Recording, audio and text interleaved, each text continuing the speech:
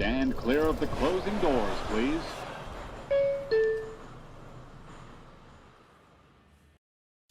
And what is up, you guys? The New York Mets complete the sweep of the Nationals. My goodness, that was way too close for comfort. I did not enjoy that ninth inning very much. The Mets do get the 4-3 win, but just barely by the skin of their teeth as they're able to escape a bases loaded, nobody out jam as they give up 3 runs in the ninth, but Edwin Diaz able to tightrope his way out of it, all set up by Ryan Stanek, of course, as we know. But all things said, the Mets complete the sweep. They win their 6th game in a row. They move to 21 games over 500. They maintain their status as the best record and the most wins in all of Major League Baseball. Lots to get into today, guys. What is up? I am Tony Metro. If you are new to the channel, be sure to subscribe. Also, be sure to leave this stream a like. Really goes a long way toward helping out the channel. I appreciate it so much. You can also check me out on all my other platforms: TikTok, Instagram, Twitter.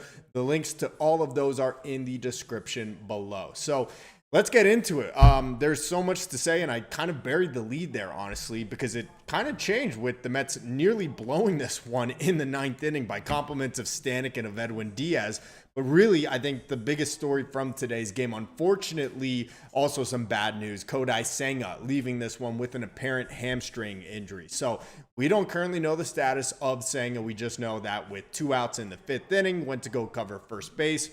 Fielded a pitch or a throw from Pete Alonso, had to jump for it and then landed awkwardly and ends up being injured, as you can see on the screen right here. So it was almost a very eerie replay of how he got injured last season when Senga missed virtually all of the regular season. His lone start goes to cover first base on a throw from Alonso there and ended up injuring his calf. So I mean, it felt like an carbon copy replay of what happened to Senga last year. And of course, we know he did not pitch pretty much the entire season until the postseason, and he didn't look particularly good in October for the Mets. So that was obviously very alarming. Overall, though, I mean, Senga before that was absolutely dominating.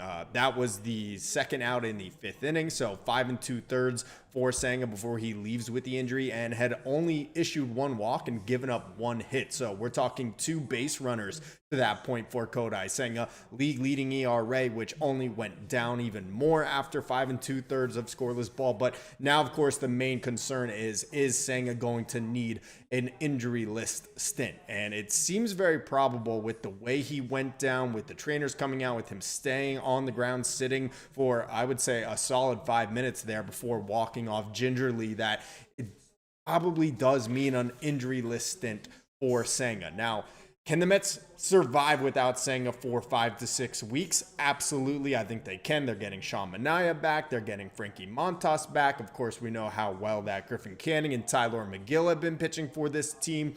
So I think the Mets can survive a 1.5 to 2 month injury list or absence from Kodai Senga in the interim. But looking toward this team's World Series aspirations, with how well he has pitched for them this year, they most certainly have to be praying and hoping for good news on this Senga injury, that it is not another season-ending one like it was last year with the calf, and that it will not be something that prohibits him from pitching big games down the stretch come August, come September, and he doesn't basically need to do the whole workload of getting his arm ready again for the postseason should the Mets make it there. I'm just always cautiously optimistic about those things, so I'm going to put it that way.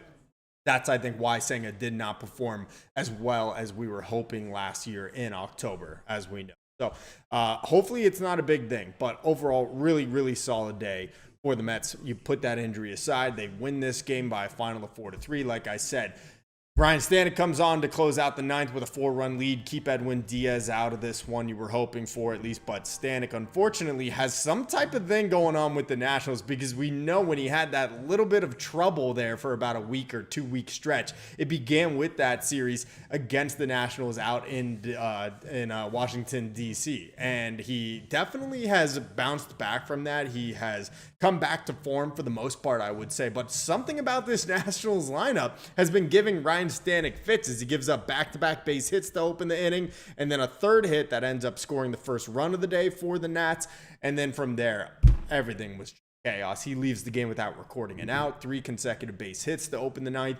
And when Diaz comes on, he gives up a walk, then he gives up a base hit, then a wild pitch, all put between a pop out on the infield, and then ends up getting the final 2 ground balls to end this one. So like I said, way too close for comfort in this one. The Mets are coasting. It's 4-0. Even after the Senga injury, you're thinking, okay, they're be fine. It's 4-0, and the Nats look lifeless. They had only scored 15 runs in their past 9 games coming into this one today.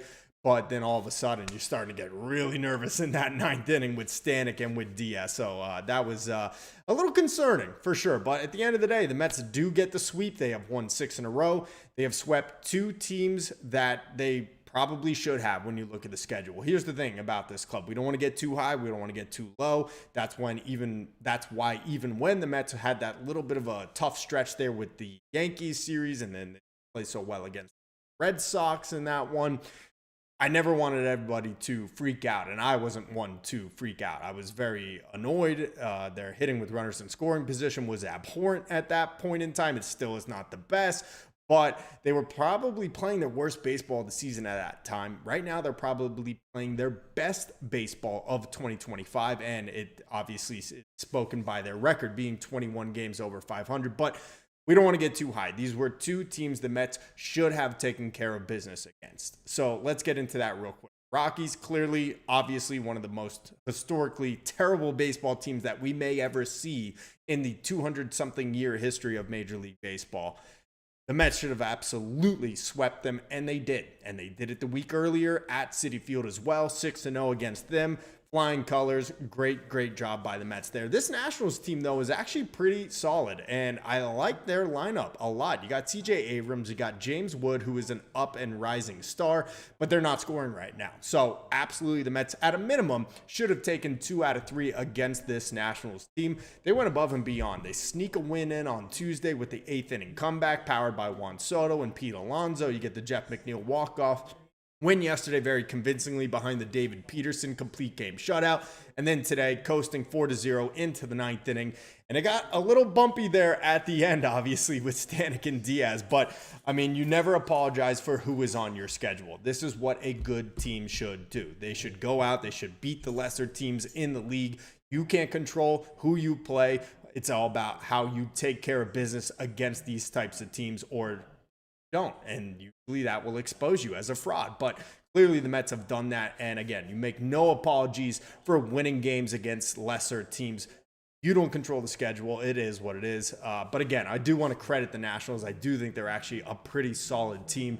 So I think it's a really good sign that the Mets didn't let their guard down against these guys. We know that's kind of in the Mets DNA, just as a franchise, as an organization. They usually seem to play down to their opponents. Even the game against the Rockies last Friday was pretty touch and go there until the Mets had their comeback win. So it's nice to see the Mets just go out on this little stretch here where we've played some lesser teams and just take care of business. 6 in a row, 21 games over 500, most wins in baseball, best record in all of Major League Baseball. A 5-game lead, I believe it sits at right now. Before the Phillies do play tonight, they may actually be off, but somewhere between 4.5 and a 5-game lead in the National League East once again. So really stoked about that. I'm trying to pull up the chat here. For some reason, I'm having some issues on my YouTube. So if you are in the chat right now and I'm not replying, it's not that I'm ignoring you, but for some reason, YouTube Live's giving me struggles here and I can't actually see the chat. So I'm going to try to work on that as I continue on.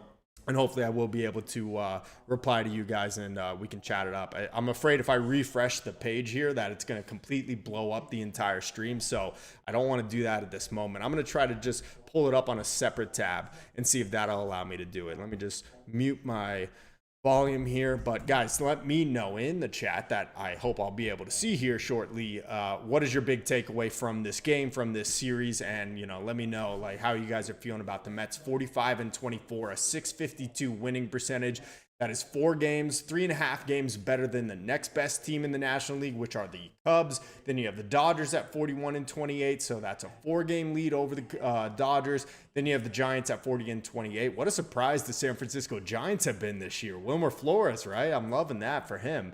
And then after that, the Phillies with the 5th best record in the National League. By the way, just taking a look at the bottom ticker on SMY right now, Rangers absolutely decimated the Twins today, 16-3. Woof, that is rough time. I don't think the Mets have had a single loss like that this year. It just speaks volumes about the pitching staff. So we're in a good place. I am really happy about it. 6-game winning streak. Obviously, the injured list is the news about Senga is very alarming. And actually, we just got an update right now. Exited with a hamstring strain and will be placed on the injured list. So breaking news right here for you guys if you didn't hear it already. Kodai Senga is set to go on the injured list after hurting his hamstring trying to cover first base on that throw from Pete Alonso in the middle of the 5th inning. So it's official. Senga will be going on the injured list. They haven't specified anything more than that it's a hamstring strain, which we were pretty certain of when it happened in the moment based on how Gary and Ron were talking about and what the trainer was doing to him while he was still sitting on the ground. So, I mean, there's no way to put it, no other way to put it than that it's bad news that Senga's hurt. What the Mets and us as fans can only hope for is that it is a very short injured list stint and that his absence is not as significant as it was in 2024 when he virtually missed all of the regular season last year with the calf strain. But it felt like a carbon copy, exact same way that Senga went down last year. He went to go cover first base on a pitcher fielder play and basically injured his calf to a significant degree that he basically missed all of 2024. So we need to keep our fingers crossed that this is not going to be the case, that he will maybe miss a month and a half or two when you include him trying to ramp his arm back up and getting all that situated. But yeah, I do believe the Mets can survive a 2-month injured list stint for Senga, but it's definitely not ideal. So a little concerned about that. Let me know in the comment section how you guys are feeling about that. So looks like I got the chat up here now and I can actually see what you guys are saying. So welcome in. I appreciate all of you guys. Everyday Mets, down goes Senga, down goes Senga. Oh no, I don't like that. In the, what is it, Frazier? Down goes Frazier, right? Ali and Frazier, right? I don't know if it was their first or their second fight. That's something I really do want to do one of these days, is go back and watch some classic boxing matches. I have not really ever been a big fan of watching boxing. I really am not either of the UFC. I train jiu-jitsu. That's how I got this shiner on, I think it's this eye right here. So I do enjoy mixed martial arts, but for whatever reason, I don't particularly enjoy watching it. But good reference there from Everyday Mets. Buzz Bass, that was scary. I guess we'll see Senga again in September. Oh, please don't say that. Well, first of all, yes, that was a very scary 9th inning. I have all these things that I'm working on to get the stream ready here, including, you know, the little lower third and the graphics and the video and then the thumbnail. And I'm basically working on it in the 9th, not to touch the money, but I need to be ready to go live as soon as the game ends. And I'm like watching it go down with Stanek and Diaz. And I'm like, oh my God, I'm going to have to change everything. I'm going to have to completely change all of the momentum and all the, like, you know, vibes of this stream right now. So yeah, it was very, very scary. Your second comment there, Buzz, I really hope that's not the case. If that is how it goes down though, it may not be the worst thing in the world. If Senga comes back, let's say the first week of September, then I'd be okay with that. I am hoping that's not the case. I do hope that Senga's not out that long and he comes back in the summertime and the Mets are able to get his arm ramped up and he's ready to go into the postseason without any hitches. Then I'll be fine with that. But hopefully this is a short-term thing. Unfortunately, it just looks so eerily reminiscent of how he hurt his calf last year. And that's where, for me at least, the major concern is. So hopefully that's not how it is going down. Elvin Solano, let's go Mets. Yes, sir. Great last 2 weeks for the Mets. They have been playing a really high-quality brand of baseball, in my opinion. The pitching has been dominant. The hitters have been great. They've hit, I think 25 home runs now in June. It's June 12th. They're averaging basically 2.5, 3 home runs per game in the month of June. Part of that, obviously, a little aided by playing at Coors Field. They didn't hit a home run on that Friday game, I don't believe, but then they went bonkers on Saturday and Sunday. I actually was at those games, as you guys have probably heard on my streams, but wish I had chosen an outfield seat because those probably would have been good opportunities to go and catch a home run ball. But the Mets are hitting big time homers. They are getting on base. They're doing Juan Soto's coming around. And how about this? Brandon Nimmo, 3 home runs in the last 2 games. He goes yard twice yesterday, hits another today. And, you know, a lot of people like to pick on Brandon Nimmo at times. It's, you know, it's a vocal minority in the Mets fan base. And, you know, to be fair, it was a little warranted. He had a really poor first half, or a really poor second half last year. Was really solid in the first half. Should have been an all-star. But Nimmo seems to get into these grooves, though, where he can not necessarily carry the team, but where he is one of the most dynamic hitters in all of baseball because of his ability to get on base, because of the power that he has added into his game in the batter's box. So I am just super pleased with what we have been seeing from Brandon Nimmo lately. The power on display, 13th home run of the season. I mean, there's a good chance that Nimmo ends up hitting 30 bombs this year, which is just insane. Obviously, he's never even been close to that. I think his high mark for that was 23 or 24 a couple years ago for Nimmo, or maybe even last year he had around that mark. So really pleased to see how Nimmo has been playing. Everyday Met says we should have swept the Dodgers too. Alvy pass ball with Garrett on the mound really killed us. Yeah, 100%. That was a very tough 2 losses in that series with the Dodgers that the Mets do end up actually splitting with them on the road.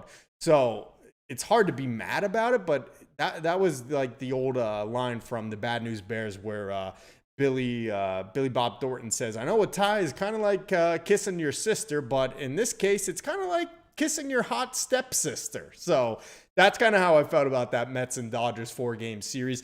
Did they split? Did they win the season series? Yes. But when you lose 2 of those games in the fashion that they did, one of them being a walk-off, the other of them ending in the 8th inning as they kind of imploded there, that was a really tough way for that one to go. But I mean, to me, it just kind of says everything you need to know about this team is that they're taking care of business against the Rockies, against the Nationals, but they can go toe to toe with the best teams in baseball too. I mean, they swept the Phillies, as we know, earlier in the season. They took they swept the Cardinals at home. They did then lose 2 out of 3 in St. Louis. So Cardinals are actually surprisingly have been a pretty solid team this year. It seems ever since that series where the Mets were out in St. Louis. They've basically went 1-2 against the Yankees so far. Yeah, 1-2. They lost 2 out of 3 in that series against the Yankees in the Bronx. But I think that was at a time when the Mets were playing their worst baseball and still ended up managing 1 win in that series. And I'm excited to see them again on the 4th of July weekend, whenever that series is going down for the Mets and the Yankees at Citi Field for the second leg of the Subway Series. I think that if the Mets are playing the way they are right now, they will absolutely dominate the Yankees. I believe they're paper tigers despite having the best record in the American League. So, yeah, anyway, I'm getting a little off tangent here. I'm trying to keep an eye on what's happening here on SMY. As we know, it is official. Kodai Senga will be placed on the injured list. So right now we just kind of have to cross our fingers, hope and pray that it's nothing serious, that it's going to be maybe a 2-week IL stint, but can immediately get back into rehab games. That's best case scenario. Worst case scenario, so the opposite end of the spectrum, is that this is going to be significant, just like it was when he injured his calf last year, trying to cover first base in his first start back from the injured list that he began 2024 on. That would be really tough. And it's not because the Mets don't have the pitching to make up for Senga. Obviously, we know Sean Manaea is coming back and on the mend. Frankie Montas, despite not pitching very well in his minor league rehab assignments to this point, is also on the return. And then they had Paul Blackburn come out. He pitched a really solid opening debut, 5 innings of scoreless ball against the Dodgers last Monday. He's kind of been put into the bullpen at this point, closed out the game on Sunday against the Rockies. So not that the Mets don't have the pitching, but losing Senga himself and how dominant he has been this year. 1.49, right? Something like that. 1.70 ERA in that range. It only goes down after his performance today of 5 2/3 of scoreless ball. So losing Senga himself and heading into the postseason either without him or only just kind of getting on the mend and only maybe a few more starts in September would definitely be a tall hill to climb, big task for the Mets. So hopefully that is not the case. Let's see. Everyday Met, who punched you in the eye? Nobody punched me in the eye. I got this from jiu-jitsu training. Yeah, we bumped heads, me and the guy. It happens on a regular basis, but this one caught me in a spot that was not very good. The real truth is my girlfriend. Keep it on the. She'll hit me harder if you guys find out and you let the word out. Yeah, jiu-jitsu is one of my passions that I've done for a couple years now. I really enjoy that. So unfortunately, yeah, I caught a little bit of a collectible here with the shiner on my left eye. So that's been tough, but I'll survive, I think. Everyday Met says Alonzo throw would be perfect for Peterson, Holmes, and McGill. They may be giants. Yeah, big boys on the mound for the Mets typically of those three starters. Holmes is like 6'7", McGill is 6'8", Peterson's 6'6", 6'7", somewhere around there. So yeah, would have been a perfect throw for one of those guys. Unfortunately, Kodai Senga is not that tall, and that's what required him to leap for that catch and then just fall awkwardly on the bag. It wasn't a terrible throw from Pete Alonso. I actually think what really made it difficult for Senga and why he leaped was because it was he threw it very fast. And so Senga really had no choice but to leap for that ball. Now, had it been at the same height, but not thrown as quickly to him on the feed from Alonso, I think Senga would have been able to kind of ready himself, prepare himself at the bag, and then just basically step on it and step to the side, not cross the foul line. So it wasn't necessarily, I mean, obviously it's a high throw. Yes, no doubt about it. I don't think it was a terrible throw, but I think the velocity behind it is the reason that Kodai Senga had to leap for it and then ends up falling on the bag, with his leg on the bag there and then falling into a heap. And has this injury. So really, really tough. Hopefully, again, it's not a long-term thing.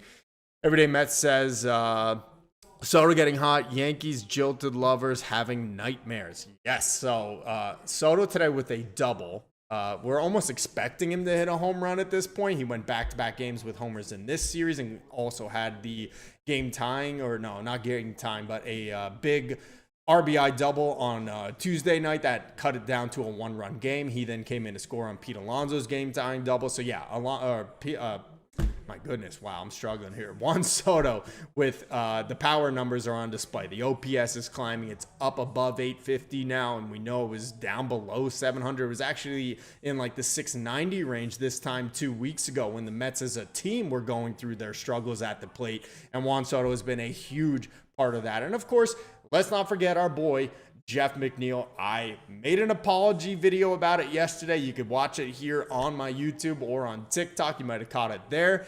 Officially saying I was wrong about Jeff McNeil since the 2024 All-Star break. A 280 average, 14 homers, 42 ribbies. Slugging is up above 540, and his OPS is at 917. So Jeff McNeil has just been tremendous. I never would have guessed it. I mean, I just felt like this guy was kind of a one-year wonder after that 2022 batting championship that he won where he hit like 327. He never looked the same. The shifting in baseball, the rules on that changed, and it seemed like Jeff McNeil never adapted to it. But all of a sudden, Jeff McNeil has been red hot. His 7th homer of the season today in the first inning to get the Mets up on the board and out ahead early, a 3-run shot. Just tremendous. Of course, we know Tuesday with the walk-off double in that one. So I'll eat the crow. I am happy to be wrong about the Mets if it means that they're performing well. No doubt about it. Would rather be happy and wrong than be right and miserable. So I am eating my crow on Jeff McNeil 100%. It has been awesome to watch. Everyday Mets says swept Blue Jays. I don't know what we're talking about there. Who swept the Blue Jays? Oh, yeah, the Mets swept the Blue Jays. You're talking about that home opening week. It was a weekend. Yeah, they did. And the Blue Jays are pretty solid. I don't think they're going to be a playoff team. I think they will fall out. That whole core just never really worked out for Toronto. But, I mean, they're still a quality baseball team. Not one I would hang my hat on necessarily as like, oh, the Mets beat good teams all the time. But it's definitely a quality opponent. They're above 500. They're jockeying for, second place for American League East. The Yankees are far ahead in that one right now. But yeah, no, the Blue Jays definitely on paper are a pretty solid team. Let's see, Pete. I don't know how commentators don't run out of things to say. Thanks for the post game, my man. Enjoying it. Well, Pete, thank you for being here. I really appreciate it. So a little background on me that you guys may not know. So I am living in Lincoln, Nebraska right now. I am from New York. I'm from Long Island. And I am living here because for the past 2 years, I was the sports anchor for ABC. So we were covering the Nebraska Cornhuskers mostly. They have the storied and historic football program, of course, that won 4 national titles, two in the 70s, 2 in the 90s. And then volleyball is the most insane event you will ever see. They have sold out their games since like 1972 or something, whatever it is, 60 years consecutive sellout streak for their volleyball game. So all this to say, thank you very much for watching. I appreciate it. I got a little bit of practice on TV, being able to speak and, whole story going and keeping people entertained. Hopefully it is very difficult at times, and I get a little bit of cotton mouth too, as you could probably tell sometimes here, where I'm just rapid fire the whole time for 40 minutes, sometimes an hour, but I really appreciate it. And you guys are a huge part of this too, honestly, with you guys chiming in the chat, giving me other things to talk about, and the little back and forth that we have. You have no idea how helpful it is when you guys are doing that. I really, really appreciate it, because otherwise I just feel like I'm repeating myself, and that will get boring for everybody. So I really appreciate you guys chiming in the chat as well and keeping it going. You're as much a part of this as myself, me doing it. So thank you guys very much. Everyday Mets, no wonder you talk like a pro sports guy. Thank you, dude. I really, really appreciate that. It was a really fun 2 years. I'm living here now still. I finished my contract about 2 months ago. I didn't want to sign on with that company anymore, and I've been applying to other places around the country. But right now, honestly, I feel like this is the way to go with sports, with how, people are cable cutting. They're not really watching local news nowadays. But my end goal is to eventually be on SNY, to either be Steve Gelbs or to be Gary Apple in the studio, or do what Sal Licata does, where has the radio show in the afternoon, and then he goes to SNY and he does Daily Sports Night or Baseball Night in New York, whatever that show is called. So that's the end goal. This is kind of how most people get into those roles, is starting at the local news levels, where you're in the druthers of being in a place like Nebraska, which actually, by the way, if you've not been here, it's not a bad place to live at all. It is cheap. People are cool here. Food is good here. I'm in Lincoln, which is the capital of the state, so that's got it going for it.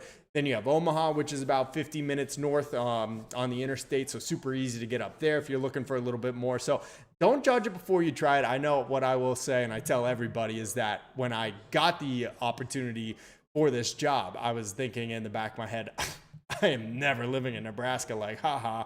Then I came and I visited it before accepting the job, and it's actually been a blessing. So really, really enjoy it. But thank you, Everyday Mets, for saying that. I thought you had practice from years ago, he says, but you recently restarted your channel. Yeah, so you guys may know, you're probably new for the most part. Maybe you were around, though, Everyday Mets. I think you were, right? You were one of the OGs, right?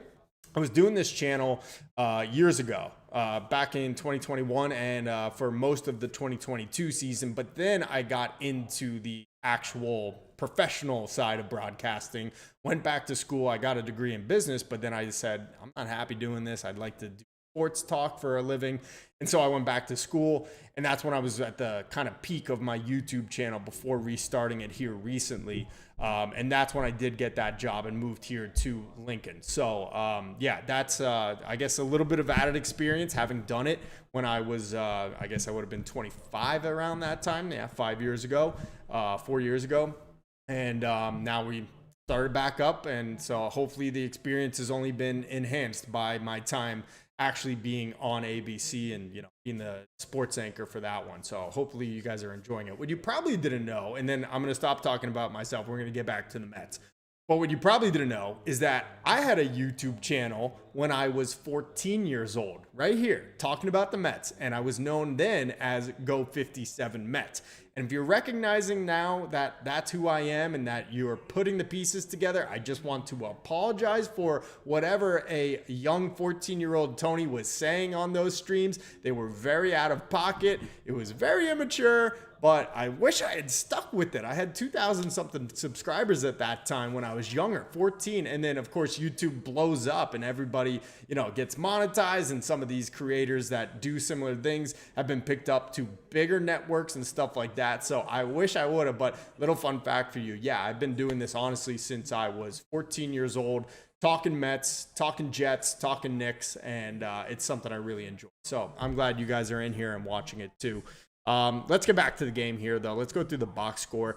Nice dub for the Mets as they wrap up and put the finishing touches on a sweep of the Nationals.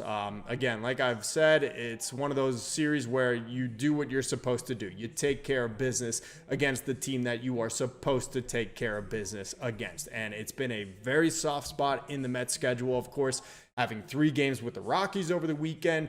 Just the weekend before that, they hosted Colorado and swept in that one. So you make no apologies for it. The Mets are 21 games over 500. They have, they're 22 games over 500 now at 46 and 24, but there's no reason to ever have to justify who you play. It just is how the schedule goes. It's like what I've said about the Phillies. You know, they were really hot there for a while. They had an 8-game win streak. Part of that was a 4-game sweep of the Rockies in Denver. And I was saying, look, the Mets aren't playing good ball right now. The Phillies are playing their best ball right now, and they have a soft part of their schedule. And the Mets get to do the same thing right now, and they have fully taken advantage of it to the tune of a 5-game lead in the National League East. So I'm really stoked about it. But Jeff McNeil with the 3-run homer in the first inning to get things set in motion. Kodai Senga was absolutely dealing in this one. Obviously, we know the injury is a big damper on the mood here today. He does end up going 5 2/3, though, only allows 2 base runners, 1 base hit and 1 walk. He strikes out 5 along the way, and he lowers his season ERA down to 1.47. So we're hoping it's not a serious injury for Senga. You know, hopefully, best case scenario, I would say maybe you get him back in a month if it's just a quick little DL stint, and then he ends up doing maybe 1 rehab assignment, 1 rehab start or 2. But in all likelihood, I think this is probably going to be closer to something like we maybe get to see him in the middle of August. And that definitely is not what we want to hear, especially with how well he's been pitching, with him missing virtually all of last season for them in 2024.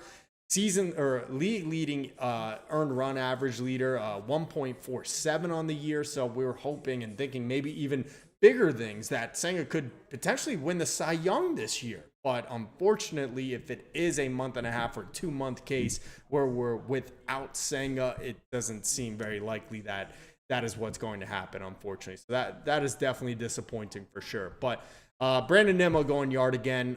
Great sign. 3 home runs in the past 2 games. He went yard twice yesterday. He ends up 2 for 4 in this one. His numbers are rising again. 241 average on the year, 757 OPS. So love to see that out of Nimmo.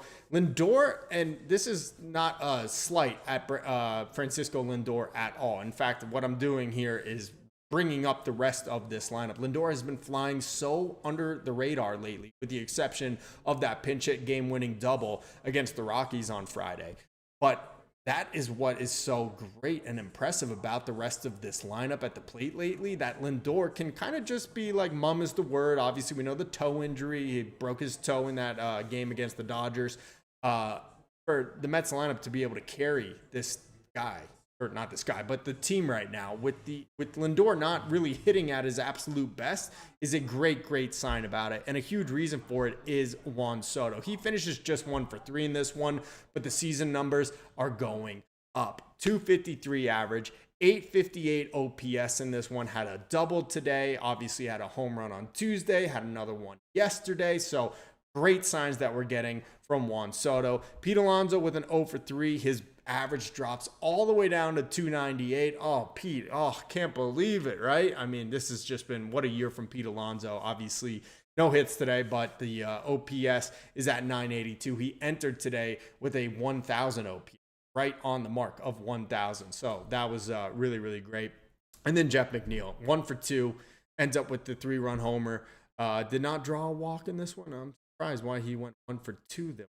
Did he get replaced by Acuna earlier than I thought in this one? I would have assumed he had a walk with plate appearances. But, anyway, it doesn't matter because he has the big knock of the day. Jeff McNeil hitting 270 with a 911 OPS. I mean, it's crazy. So right now the Mets lineup features 2 guys with an OPS over 900. And then you also have Juan Soto at 858 and Lindor at 830. You add in Brandon Nimmo, who's at 757 and trending upward. And I mean, it's starting to become a really quality lineup like we expected on paper, that they'd be a team that scores, basically 5 runs per game. And that is the direction that they are trending in. So happy about that. Starling Marte, too. He had a base knock, and this one was actually a double into center field. He then very head-scratchingly decided to try to steal third with no outs. And at the moment, it didn't seem like a huge deal. It was a weird decision to try and steal third there with nobody out. But the Mets were leading 4-0, and it was in the 8th inning, I believe. And the Mets don't end up bringing him home, of course, because he got thrown out. And when you only win 4-3, the way that Stanek and Diaz had to walk the tightrope out of the ninth, that could have been a big run. But fortunately, does not come back to haunt the Mets in this one. But Marte has been hitting really well lately. 237 average, 722 OPS on the year. Exactly what you would want out of your 4th outfielder, 5th outfielder. If you want to put him in that DH role, like whatever, like same thing. Really, really, really good signs that we've been getting from Starling Marte. Brett Beatty had a base knock in this one. He has definitely tapered off from that little hot streak that he had. It has been bad, I would say, over the last 2 weeks, as it was as good the 2 weeks prior to that, where he was just absolute en fuego. Tyrone Taylor 1 for 3 and Francisco Alvarez 0 for 3. So overall, really good vibes around this team. Like 22 games over 500, best record in baseball, most wins, and I hope I'm keeping it positive. But there is one thing I do think we discuss, and it's a little unfair only because the guy just had a baby. But what is going on with Francisco Alvarez? And I'm not even talking about at the plate. He goes 0 for 3 today, but had a pretty good series against the Rockies, including a home run. It looks like he's using the opposite field much better, going to right field, trying to be happy with everything. But behind the plate, I mean, I'm getting very concerned about Francisco Alvarez behind the plate defensively today in the 9th inning there. Edwin Diaz threw a ball that, I mean, I believe it was a fastball. It could have been a slider, but a ball that, by all accounts, Francisco Alvarez either should have gloved or fell to his knees and blocked. And it's been a recurring thing for him, as you said earlier in the stream here in the chat, Everyday Mets, that big pass ball that Reed Garrett ended up having in that 8th inning against the Dodgers. And then even the night before, when the Mets actually pulled that game, or no, I'm sorry, they did end up losing that game as well, but he had another pass ball in that one too. And sometimes it'll be scored as a wild pitch. Sometimes it'll be a passed ball, but you can usually tell by kind of watching and looking whether it should have been scored that way. Alvarez has really, really been struggling behind the plate. Not getting down and blocking balls, letting a lot of wild pitches and pass balls get by him. So I'm concerned about it. And again, I say this all by first saying, yes, I understand the guy just had his first child yesterday. Congratulations to him and his wife or partner or girlfriend or whoever she is. But I understand that aspect of it, human element to all. But he has definitely been struggling a lot behind the plate, in my opinion. So, look, if you're not going to hit Francisco, then you'd better be able to make some nice plays behind the plate, block everything that's in the dirt, throw out base runners, all of that stuff. So, a little concerning there with Francisco Alvarez, but we will give him a pass on this one just because, again, just had a kid yesterday. So, that's got to be a little to get your headspace right coming back and playing baseball the very next day. Let's see. Pete, we're nearly on track to be the 108 win team of 86. Yeah. So I don't know what the pace is. Let me actually look it up because Anthony DiComo, who's a beat reporter for the Mets for MLB.com, does a really good job covering them. And he always puts the pace after each win and loss and where they're on track to go. So let's see what Anthony DiComo has the Mets at. But if they're 46-24, 22 games over 500, and that's what, like 70? No, 70 games, I think, into the season, right? So let's see. DiComo says the Mets at 45-24. Okay, so MLB.com actually has their record wrong. Are 45-24. That's what I thought. MLB.com is so bad. Oh my gosh, they are always doing stuff like that. Anyway, the Mets are on pace for 106 wins this year. So based on how they've been playing, based on their record right now, they are on pace to go 106-56, We know that 108 wins in 1986 was the most by any Mets team in franchise history. We, of course, know how that season went, so I will sign for that immediately. I always get a little concerned, though, when the Mets are playing as well as they are. And I was just saying this to a friend on the phone earlier today. It seems like the Mets typically are one of those miracle-inspired kind of organizations, right? Where that comes out of nowhere. 1969. Obviously, what they did last year, 1973 with Tug McGraw, you gotta believe. And even in 1986, yes, 108 wins, clearly the best team, most dominant in all of baseball. But even then, it kind of took a miracle for them. Of course, with how the World Series went down and Mookie hitting the ball between Buckner's legs. And then before that, the NLCS against Houston. If Mike Scott ends up pitching that Game 7, a lot of those players from that 86 Mets team have been open about saying, I don't know if we would have won a Game 7 if Mike Scott ended up getting the chance to upset them. So it seems like the Mets are one of those teams, then organizations, where I feel more comfortable with them as underdogs and riding the wave of magic and miracles than I am when they're dominating the way they are, the best team in baseball. I mean, another example on the opposite end of that spectrum, 2006, the Mets ran away with the National League East, 96 wins, and then they come up short in Game 7 against the Cardinals of the NLCS that year. 2022, Mets had 101 wins. I think, only the second other time the Mets had ever won 100 games in a season outside of 86, and they fizzled out that season. So it's a weird kind of feeling for the Mets to be dominating the way that they are and atop of Major League Baseball. Not something we're really used to with the Mets, and in a weird way, almost kind of like alarming, a little scary for some reason. Yeah, everyday Mets in 2022. Braves were hunting the Mets down all year. This year, sunny skies, no clouds in sight. I love it. I love it so much. Yeah, so 105 or 106 win pace. The Braves are not looking so good right now, right? They are 15 games back in the NL East. I said it before the year began, man. I didn't think they would fall this hard, but I thought they were going to take a step back after losing Max Fried, not having not having Ronald Acuna for the first 2 months of the season or whatever it was, and then with Spencer Strider beginning the season on the injured. He comes back and he goes back on the injured list. And I mean, I would have still guessed they'd be an over 500 team and hunting for the NL East with us and with the Phillies. But wow, they have fallen on some hard times, and I am not upset by it at all whatsoever. The Braves hate them the worst. Let's see. Everyday Met says, Mets don't need Duran, Buxton, or Mullins. We got McNeil. Yeah, well, I personally don't believe that the Mets are going to be in the game for Jared Duran if the Red Sox do trade him. Again, first of all, let's go through all this in order. The Red Sox are only 4 games under 500. That is not insurmountable whatsoever. The Mets were 11 games under 500 this time last year, and look where they ended up. So I don't think that the Red Sox are buried enough yet. But if they do have a really poor June and July heading into the trade deadline, it sounds like they might be open to trading Jared Duran, but dude has like a 750, 760 OPS. I know he plays electric defense. I know he's a speedster. So would I like Jared Duran on the Mets? Yeah, but not probably at the price that the Red Sox are going to be seeking for him in a trade. He's got 2 more years of control after this season. I think the Red Sox are going to be looking for at least one top 100 prospect in Major League Baseball, if not a second one or a fringe guy. So me personally, do I like Jared Duran as a player? Yes. Do I want him to play for the Mets? Of course, but not at the cost that I think that the Red Sox are going to be seeking if they do decide that they're going to trade him. That is why I said yesterday in my video, or maybe it was Sunday, about Aroldis Chapman. I think he is the absolute perfect fit for the Mets this deadline. They need a left-handed reliever to replace AJ Minter and to replace Danny Young, who are both done for the year.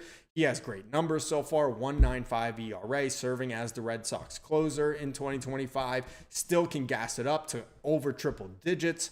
He would be an absolutely perfect fit for the Mets bullpen if the Red Sox do decide that they are going to be closers. He's a guy that I'd be probably willing to shell out one of the Mets' top 15 prospects, maybe a guy on the 10 to 11 range, but probably no better than that for a rental reliever. You just never know. Sometimes you acquire a rental reliever and they completely turn into a pumpkin. doesn't work out. But that's kind of where my headspace is with the Mets trade deadline. Not so much a position player. I do want another bat in this lineup. Someone that hits with runners in scoring position, maybe an outfielder. It seems like we got a glut of infielders with McNeil and with Beatty and with Acuna. And then, of course, Viento's coming back. So I would think the Mets are probably going to be in the market for another outfielder. But honestly, there's really not a whole lot of holes on this team right now. It's hard to say they have many issues when you're 21 games over 500, leading the world in your win-loss record and most wins in baseball. So things are definitely going very, very well for the Mets right now. But I'm pumped about it. How are you guys feeling? Let me know in the chat. What is your big takeaway from this series with the Nationals? For me, like I've said here a lot, it's just a matter of taking care of business. This is not a Nationals team years ago that had just traded Juan Soto and one of the bottom barrel teams in baseball. It's a pretty solid team. The Mets still do it. Still take care of business, get the sweep in this one. Maybe not the most convincing fashion in the ninth inning here today, but took care of business against the Rockies this weekend, did it against the previous weekend, and now it's going to get a little stiffer.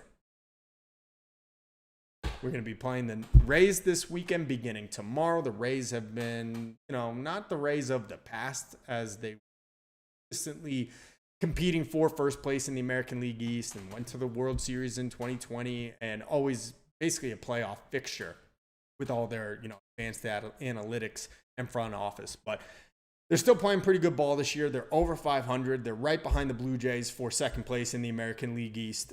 It's going to be, I wouldn't say a tough series, but it's definitely going to be one where, it's not the Nats anymore, not the Rockies anymore. And then after we complete that series this weekend, the Mets are hitting the road, and it's going to be a big test. The Mets will have 3 with the Braves in Atlanta before returning north and taking on the Phillies for 3 more games. So, look, they're playing their best baseball right now in every facet of the game, in pitching, in the hitting, in the lineup. With bullpen, I think Mendoza's been doing a really good job. There hasn't been a single moment over these last 2 weeks, or really anytime for the most part with Mendy that I've questioned what he's doing. I love Carlos Mendoza. He's tremendous. But if you want to continue to solidify yourself as the best team in baseball, as the best team in the National League, the best team in the East, clear-cut leader, it begins this upcoming week. Mets have 3 with Atlanta and then 3 more with the Phillies.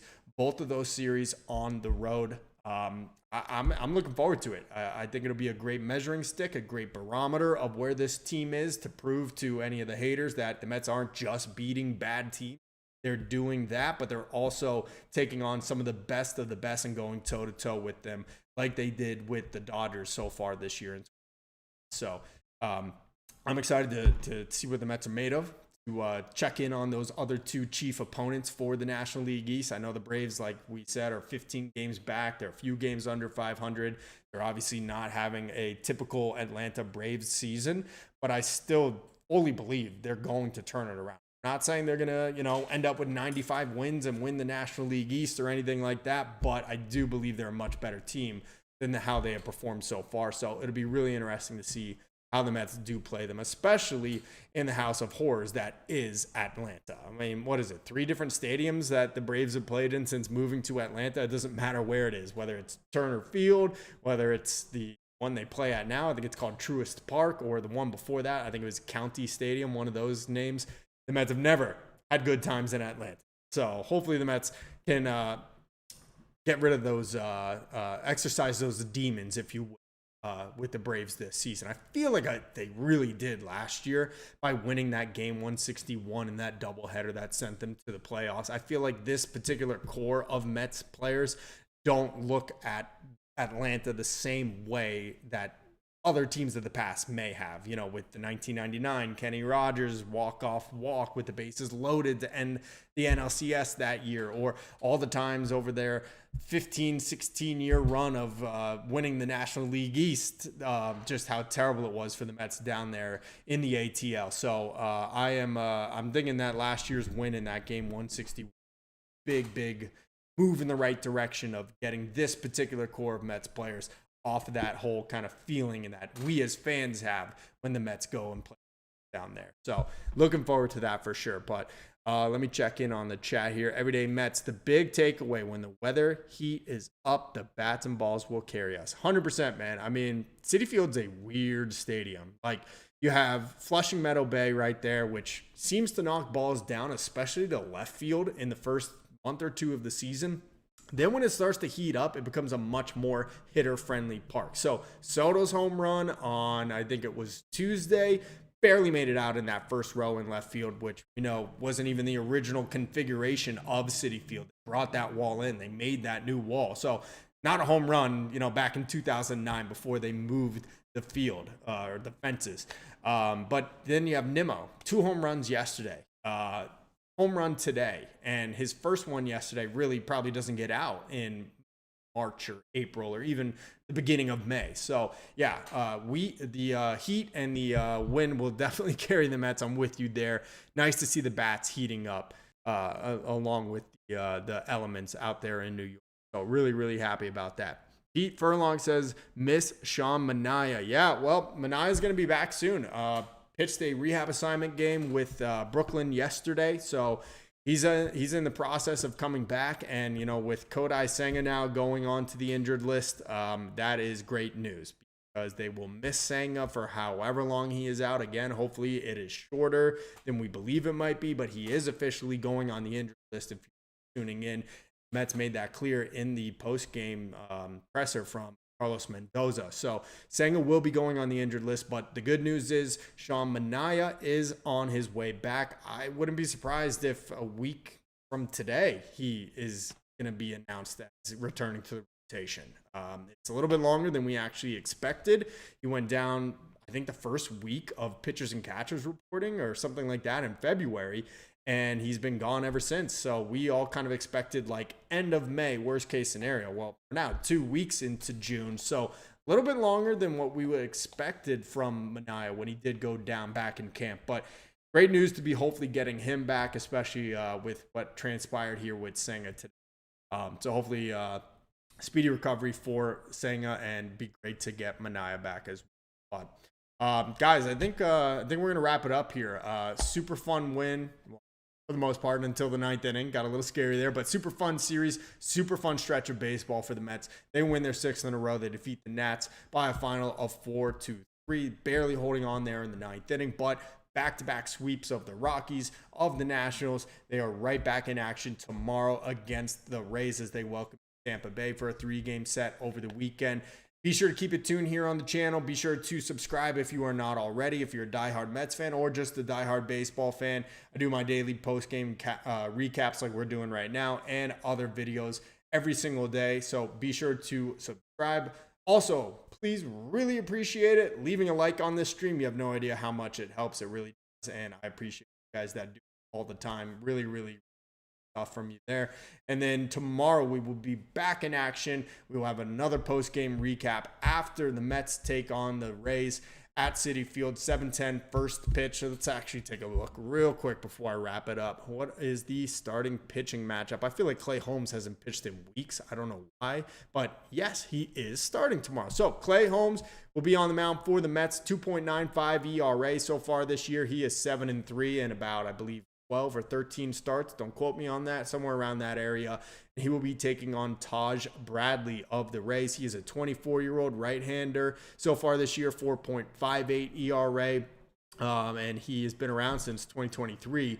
Never really had particular 5.59 ERA. And then last year with the Rays, over 25 starts, a 4.11 ERA. So definitely hittable. Right-hander on the mound. I expect to see Brett Beatty out there at third base. We'll see. Probably Ronnie Mauricio as well as they put him in the left-handed batter's box, his stronger side from the plate. But really excited to do it. Really happy about what the Mets have been doing here for the last 2 weeks or so as they continue to add on to their best record in baseball, the most wins in baseball right now. Really, really great time of year for the Mets right now. So that is going to do it, you guys. Thank you so much. Like I said, like, subscribe, turn channel notifications on if you want to do that so you get alerts anytime I go live or post a new video, which is every single day. And really, really happy to be here with you guys in chat and Mets. Thank you to Everyday Mets. Thank you to Pete Furlong and everyone else, Elvin Solano, Buzz Bass, and anyone else that has been watching. Really, really appreciate you guys so much. That is going to do it for right now, though. I am Tony Metro. Until next time, stay true to the orange and blue.